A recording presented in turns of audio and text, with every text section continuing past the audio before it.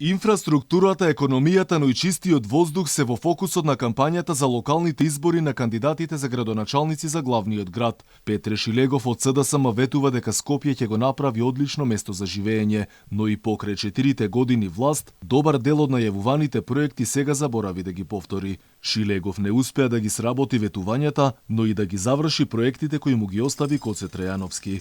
Сега повторно ветува брз јавен транспорт, тунели, булевари, како булеварот Борис Трајковски кој 4 години никако да го сработи.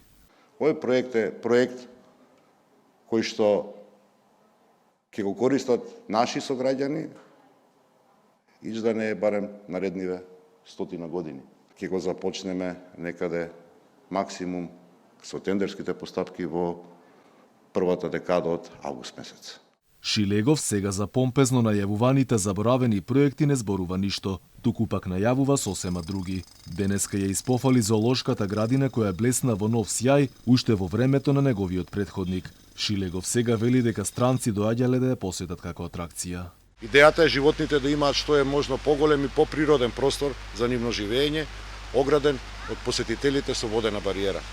Од друга страна, неговата противничка Данела Арсовска, која според досегашните анкети има најголема поддршка меѓу граѓаните, се фокусира на капиталните инвестициски проекти кон економијата. Арсовска критикува дека Скопје го загубило сјајот на метрополата каква што заслужуваат граѓаните. Таа изнесе конкретни решенија кои треба да ја подобрат сообраќајната инфраструктура на метрополата.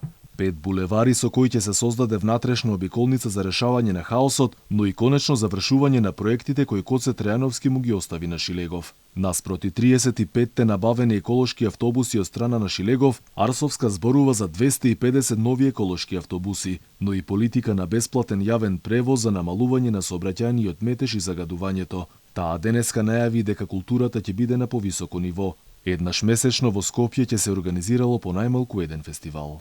Скопје треба да вложува многу повеќе во Златното Славејче како детски фестивал, да вложува повеќе во Скопскиот джез фестивал, да има 12 месеци културни случувања во сите 4 години на мандатот на новиот градоначалник и исто толку колку што треба и колку што да се вложи во секој еден фестивал, треба да бидеме посветени да го подигнеме нивото на културата, на живење во градот, на повисока степен, на повисока нивелација, ако можеме така да кажеме.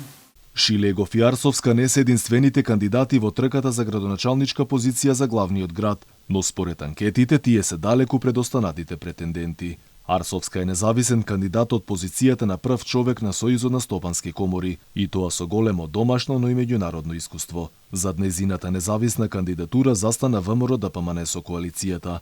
Петре Шилегов е долги години во политиката како дел од социјалдемократите. Има адвокатска канцеларија и важи за човек со дебело финансиско и имотно конто. Во пресред на изборите, но и во текот на кампањата, во јавноста се обелоденија повеќе скандали за неговиот имот, но и низа докази за коруптивни тендери во главниот град.